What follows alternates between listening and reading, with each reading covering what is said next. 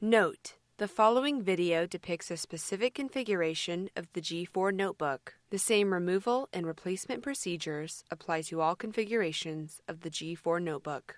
Before you begin, remove the battery, wireless module, hard disk drive, optical drive, keyboard, top cover, speakers, and system board.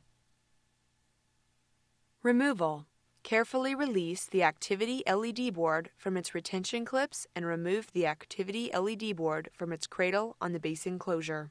Caution: to avoid damage, do not use the activity LED board ribbon cable to remove the activity LED board.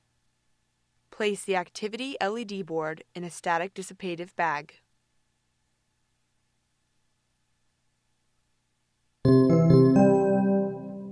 Replacement: remove the activity LED board from the static dissipative bag.